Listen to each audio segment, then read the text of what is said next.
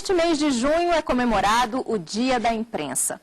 A data foi escolhida por causa do início da circulação do primeiro jornal do país, o Correio Brasiliense, feito por Hipólito José da Costa. Este ano, uma decisão foi emblemática dentro do jornalismo brasileiro.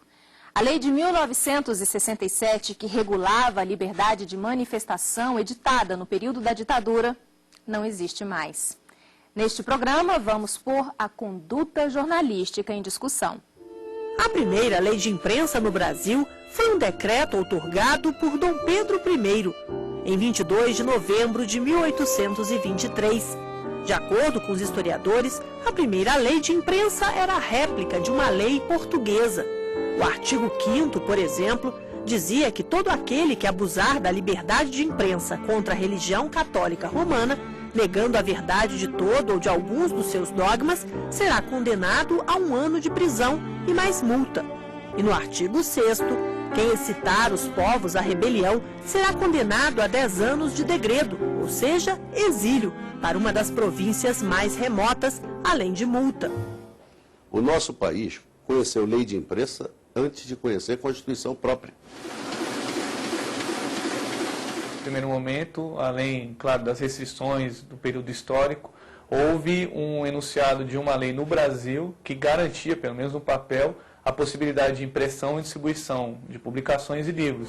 Nossa segunda lei de imprensa, de 20 de setembro de 1830, repetiu a anterior e durou pouco tempo. Talvez não dê para a gente falar em liberdade de expressão plena no período marcado pela escravatura, mas havia muitos jornais satíricos que faziam críticas ao imperador, a políticos, à aristocracia da época. A primeira lei de imprensa da República só veio em 31 de outubro de 1923. Nela foi instituído pela primeira vez o direito de resposta. O artigo 16 dizia que os gerentes de um jornal são obrigados a inserir, dentro de 3 dias, contados do recebimento, a resposta de toda pessoa natural ou jurídica que for atingida em publicação por ofensas que afete sua reputação e boa fama. E também é interessante porque ela traz uma inovação em relação ao entendimento jurídico que havia até então, que é o estabelecimento da responsabilidade solidária.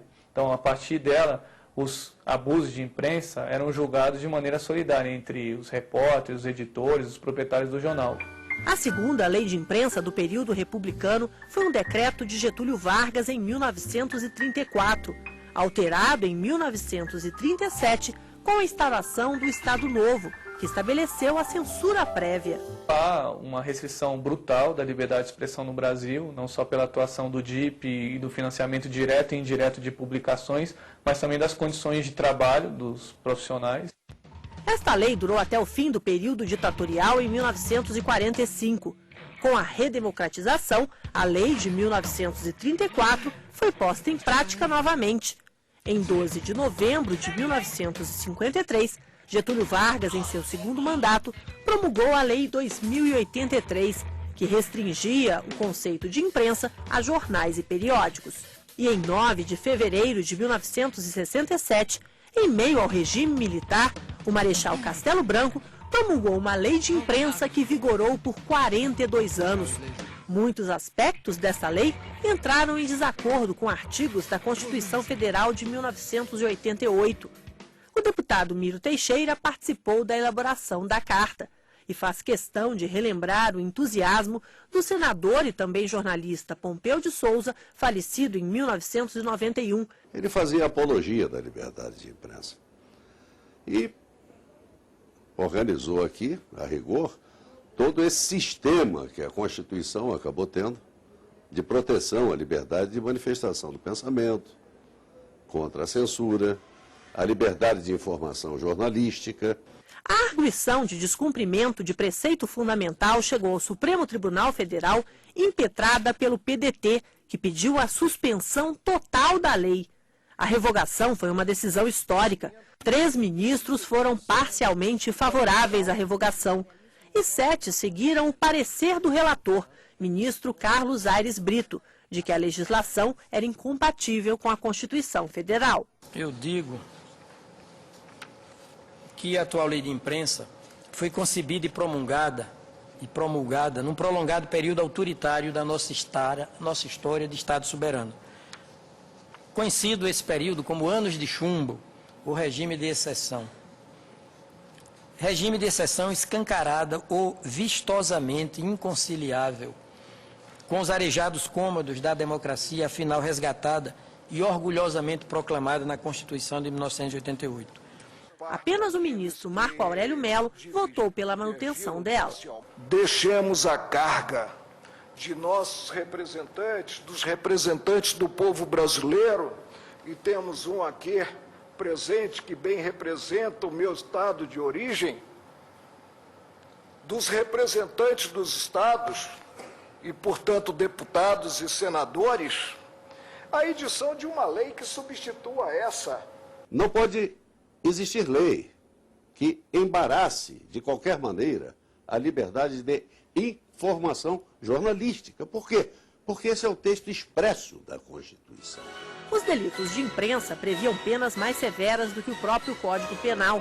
Pela antiga lei de imprensa, para o crime de calúnia, por exemplo, a previsão era de 3 anos de cadeia, enquanto o Código Penal estipula 2 anos. Para a injúria, a lei dizia 1 ano e o Código 6 meses. Já para a difamação, a lei estabelecia 18 meses e o Código 1 ano. A lei de imprensa de 1967 era questionada a partir do próprio título. Num país democrático, a lei regulava a liberdade de manifestação do pensamento e da informação. Agora, já não é mais possível as penas de prisão específicas para jornalista. Não é mais permitido, por exemplo, a apreensão de jornais e revistas que ofendam a moral e os bons costumes. Não pode mais haver punição para quem vende ou produz estes materiais. Não há possibilidade de espetáculos e diversões públicas serem censurados. A lei, da maneira que ela estava colocada, sistemicamente, ela trazia o direito à liberdade de informação e de opinião, mas, ao mesmo tempo, criava os embaraços para que esse direito fosse exercido. A lei de imprensa, ela não só estava obsoleta, ultrapassada, até em valor em moeda, sabe? Como ela tinha aberrações. Vou dar um exemplo. Exceção da prova da verdade. Isso era uma coisa absurda, quer dizer, mesmo que o jornalista fizesse uma denúncia, e mesmo que provasse o crime, se esse crime envolvesse qualquer um dos chefes dos 3 poderes, ou um representante, ou um chefe de Estado estrangeiro, ou seu representante aqui, sabe? Mesmo com a prova, o jornalista podia ser punido a si mesmo. Teve um aspecto positivo que foi a reafirmação da importância do princípio da liberdade de imprensa como uma conquista social. O tribunal deixou claro que é um direito que é relevante para a sociedade brasileira. Sem a lei de imprensa, como ficam as questões relativas ao direito de resposta e indenizações? Donos de empresas, jornalistas, sindicalistas, professores e parlamentares divergem. Será que a Constituição é suficiente para regular o trabalho jornalístico? Você vai ver no próximo bloco.